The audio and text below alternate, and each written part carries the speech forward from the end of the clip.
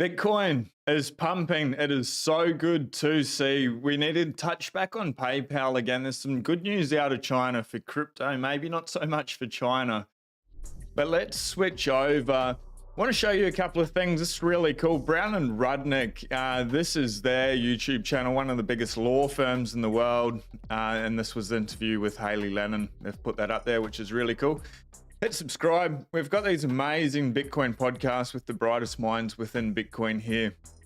Brian Dement, Luke Meckick, Rob from Riot, the largest Bitcoin, Jake Woodhouse, Haley Lennon. So check those videos out. There are more as well. Jumping into the numbers before we get into the price, because Bitcoin is on a little bit of a tear today. And it's moving in the right direction. It's exactly what we want to see. But we are at block height, 802,265 today, August 9, local time, 6 a.m. exactly. Next halving is 37,735 blocks away. 3,345, 3,345 sats per USD. And Bitcoin at the moment, 19.45 million. is out, so 92.63% of the 21 million. How awesome is that? With Bitcoin, the world's hardest asset, 92.63% of all Bitcoin that will ever be mined has been mined. Now, check this out, $1.23 trillion. We're up 3% in the last 24 hours. That's huge for where we are at the market, but not financial advice for sure. 3%. When we really start moving, it's absolutely nothing. 3% is going to be a very, very, very boring day. It gets wild very quickly within the space. That's what brings a lot of people in here, especially with Bitcoin. You come for the gains and then you stay for the revolution. That's what happened with me. And then it's just TikTok next block. And you just stack stats and chill. Anyway, going down the list here, there is so much green. It is good to see. It's been red or sideways for a long time. Does it matter at the end of the day? No. Short term, who cares? But it is nice to see. Like, look at that chart. That's the daily Bitcoin chart, and we can see the price here. $29,852.91, up 2.6% last 24 hours. We have had a high. This is crazy, isn't it? Like, it's only a really small day. So we had a high of $29,915 and a low of $29,070. On a fairly standard, boring day, Bitcoin's moved like $830, nearly $1,000 in a day, and it's just another day in crypto. It's amazing how used to volatility you get after being into the space for a while. And you don't even blink at it. You don't even care. I just thought that was pretty interesting to be able to see, but up and to the right, that's what Bitcoin does. Ethereum will be on the same trajectory, just not as sharp at the moment, which is quite surprising given the PayPal news, which we're going to jump into in a second, because their coin, you heard what I called it yesterday. I'll bring up the name in a second because it's not really appropriate, but you would have thought they would have pumped harder, but only 2% in the last 24 hours. They're sitting at 1855, high of 1864, a low of 1817. Because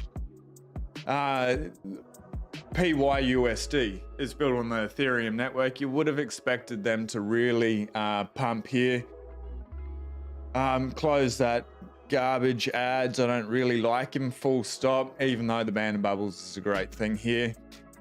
So this one's up 50%, whatever it is. Roll Bitcoin. I've no idea what it is. Maybe you can enlighten me below in the comments. But I jumped on here before and people were like, how can I buy it? How can I buy it?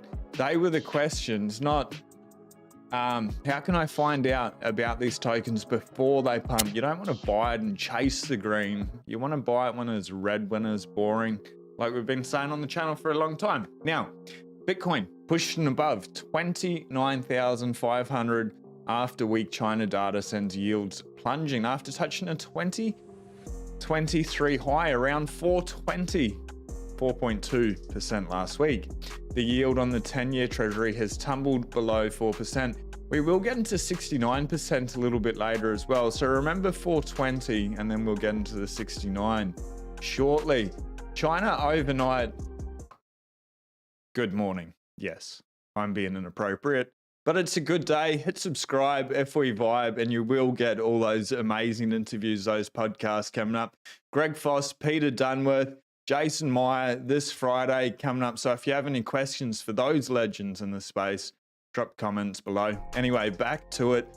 China overnight reported a 12.4% year-over-year decline in imports in July, more than double the drop forecast by economists. That's crazy. And then their exports fell 14.5%. That's actually pretty full on. Let that sink in for a minute. 12.4% year-over-year decline in imports, and exports fell 14.5%. Worse than estimates for a 12.4% drop. Declines at those levels haven't been seen since the COVID-19 lockdowns. That's huge. The news suggests Beijing may have to take additional steps to stimulate China's economy. What's that mean? They start the money printer again. That's the tools that these people have left. With it, what happens when the money printer turns on? Bitcoin starts doing what it's doing. Not financial advice, of course, just my heavily biased opinion. And that heavily biased opinion in regards to Bitcoin comes from thousands of hours worth of study. So it's not from a place of ignorance, but a place of knowledge. And I continue daily to get as much information as possible. I'd urge everybody to study Bitcoin as well. In other economic news, Philadelphia Federal Reserve President Patrick Harker, this is awesome, said in a speech that barring alarming new data, he's fine with the central bank not hiking rates any further. It's nice when they start pushing this out slowly. Propaganda working for us this time. He added, though, that the idea of considering rate cuts is a long way off. If they can just stop raising the bloody rates for a while, it'd be nice. And then they can slowly put out the propaganda where the rate cuts start, because they need to. Now, JP Morgan is jumping on to this PayPal news. If JP Morgan's talking about it, it's absolutely huge. Yesterday, I sort of brushed over it a little bit because it doesn't align with my beliefs in regards to crypto, what it's trying to do, Bitcoin in particular. Bitcoin's not crypto, but the ethos of the crypto space. Anyway, in regards to this article, what JP Morgan, they believe that the launch of the PayPal stablecoin could benefit Ethereum by increasing its total value log, TVL, and attracting more firms to choose the Ethereum blockchain for their stablecoin or decentralized project. However, some experts criticize PayPal's choice due to Ethereum's high transaction fees. PayPal may subsidize the fees. Whatever happens there will happen. With PayPal's stablecoin PYUSD being built on top of Ethereum, even though Ethereum's quote unquote decentralized, it's not decentralized in the slightest. Please don't believe that, but they say it's DeFi, decentralized finance. The PayPal PYUSD, it can be like shut off, it can be deleted, it can be frozen, it can be stopped. It is very centralized, and keep that in mind. And that's fine. For the average person using it, that is absolutely fine. It is what it is. It brings in more users, more adoption. All adoption is good for the space because it allows people to jump into the space. Then they're going to hear about Bitcoin. Oh, I thought that's just magic internet money. No, it's evolved. We need to get into this, and here's why. Going on with PayPal. PayPal's new stablecoin and the two wolves inside crypto. Real quick, the payment giant has been transparent in its need to freeze and seize crypto accounts that violate its terms of service. But is that really crypto? Pretty much what we were just talking about. After the surprise, so I call it Pusty, like just because it is the most stupid ticker I've ever seen. So PYUSD, which is PayPal's token for me, forever forward, will be called Pusty. And their Pusty stablecoin announcement, a bevy of imposter tokens like Pepe, Yield, Unibot, Satoshi Doge, aka Pusty. Like, how do people come up with this crap? Pepe, Yield, Unibot, Satoshi Doge. have launched on Ethereum. The largest of those saw a nearly $3 million in trading volume in mere hours, which is crazy. And most assuredly, more than a few will turn out to be rug pulls. Pretty much all of them are going to be rug pulls there. It's insane. People just keep jumping in. If you're going to do that, like degens are going to be degens. At some stage in the market, I may degen, and I just treat it like the casino. It's fun. In my real life, I don't gamble. I'm very risk averse, which doesn't make any sense for the average person outside of crypto. But I see Bitcoin as the world's safest asset.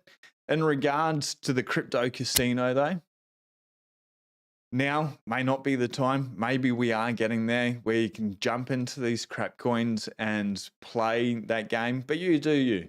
Some people are going to pick up the opportunity of a lifetime. I'm not here to knock that. Just where are you storing those gains afterwards? For me, it'd be Bitcoin. If Bitcoin wasn't around, it'd be gold. Anyway, as the meme goes, inside crypto are two wolves. There's money crypto and tech crypto. Regulation wanters and law avoiders. I'm sort of actually right in between regulation wanting and law avoiding. Not really law avoiding. I just wish the laws were a little bit better, more friendly. But when we know what the laws are, we can work inside it within the framework. So they're not the worst things in the world. You just need to understand what the hell they're on about. Anyway, the build and break thing is contingent on those who go slow and steady. Slow and steady, probably not my style. Anyway, it should be no surprise which wolf is dominant PayPal, the side that wants to work from within the system rather than outside.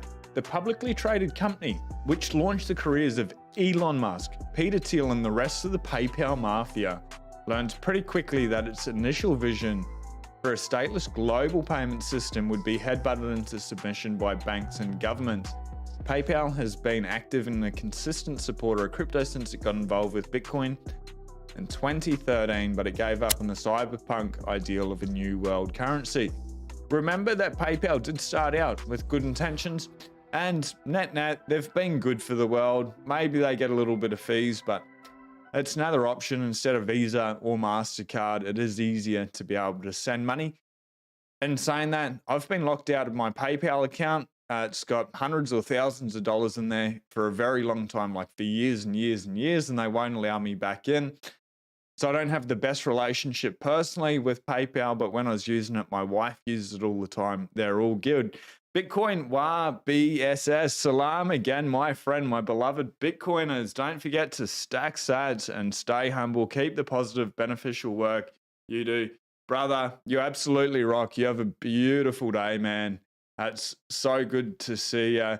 Bitcoin, BSS. If you've got Twitter and you want people to follow it, drop it in the live chat. People, you can see it there and follow this beautiful, humble person. Now, let's carry on. PayPal, stablecoin. We'll just touch on this really quickly. Scaring Washington and could shake legislative talks. Digital asset circus. Previous efforts pushed by meta platforms will forever represent big tech's folly with regulators, and PayPal's new move will crank up the heat on an already simmering debate over US stablecoin rules. Still, the payment company is coming into the market in a different era, arguably closer than the industry has ever been to getting lawmakers to write rules for these tokens that could soothe government fears. Couple of good things, couple of bad things. Pusti marks the first time a major financial firm is backing its own stablecoin. Specifically, Pusti will be a fiat-backed stablecoin. It's a nice token, a kind token, pegged to a government-issued currency to maintain a steady value in the volatile world of cryptocurrency.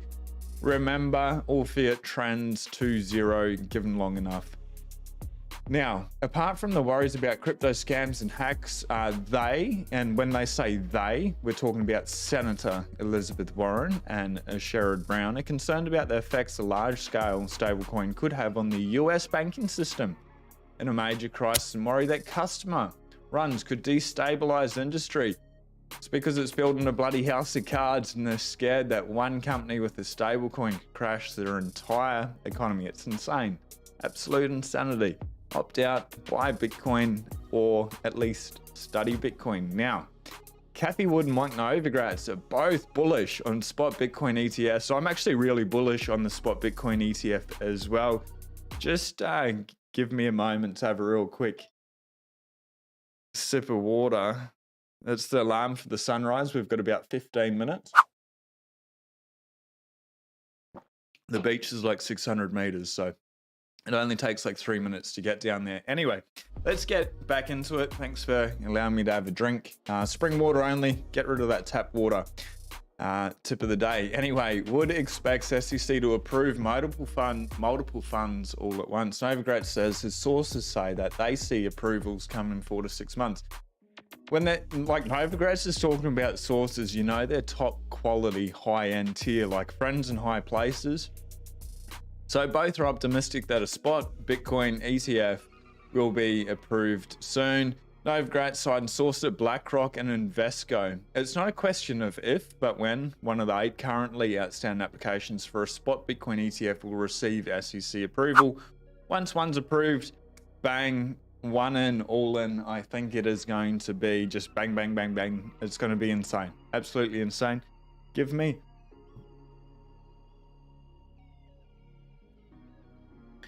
Awesome. So it is a big deal because both our contacts from the Invesco side and from the BlackRock side get you to think that this is a question of when, not if, that the outside window is probably 6 months, Novogratz said. And so you're kind of in your 4 to 6 months if you had to put a pin in the tail on the donkey audit. The SEC, remember this, has already approved ETFs for Bitcoin futures. So it is just a matter of time before we get a spot Bitcoin ETF. When we do get one, it's not real Bitcoin. It sort of is real Bitcoin. Learn how to take control of it, not your keys, not your coins, but it will allow more people to jump into the space. Now let's get to this 69%. Rising dormant Bitcoin numbers, almost 69% of circulating Bitcoin have been inactive for at least a year. Isn't that insane? More than 13.3 million Bitcoin worth $388.7 billion have been dormant on-chain for at least a year. The tally equates 68.54 of the circulating supply, 19.5 mil Bitcoins, and shows persistent bias for holding the cryptocurrency for long-term gains. Some of the inactive supply could include lost coins, somewhere between 3 to 5 million. It's estimated to be, which is pretty insane. The percentage of circulating supply inactive for at least 2 years recently jumped to a record 56%. People haven't moved. 56% of the coins haven't moved for 2 years. And then in the last 3 years, 40% haven't been moved. What is this? Like, is that not insane? Does that not show the time preference of people that are investing in Bitcoin in particular? And if people are willing with their conviction to be able to hold on for so long, from the lows to the highs to the lows back to where we are now, throughout that cycle, that graph, I'd be paying very close attention to that. And I do, because something incredible is going on. With Bitcoin being worth so much, 40% in the last 3 years not moving, 56% in the last 2 years, 69% in the last year. Definitely be paying attention to that. Now, the increasing figure suggests a decline in the supply available in the markets and the potential for a sharp price rally, assuming the demand side strengthens. And it is starting to look like we are getting a bit of strength in the market. So I'd be staying very bullish over that. The inherent scarcity juxtaposed with the burgeoning demand has the potential to drive prices upwards. The unwavering faith in Bitcoin paints a bullish picture for the cryptocurrency's future. Only time will tell how these dynamics will shape the market, but for now, the sentiment is one of steadfast optimism. USDC, programmable wallets, crypto payments easier, a little bit scary. Totalitarian footsteps, one step at a time, and they do control. Same thing as PayPal at the end of the day. Opt out, buy Bitcoin in the meantime.